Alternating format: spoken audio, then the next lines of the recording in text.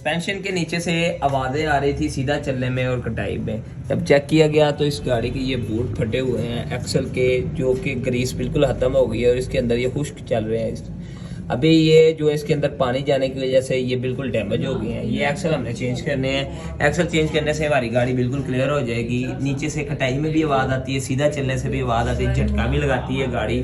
Customer काफ़ी परेशान है, तो इसके एक्सल चेंज होंगे जिससे ये गाड़ी बिल्कुल क्लियर हो जाएगी। अल्शिफ ऑटो केयर, ये अपनी इलेक्शन कार गुजरा वाला रोड बिना चौक हाथ के बाद।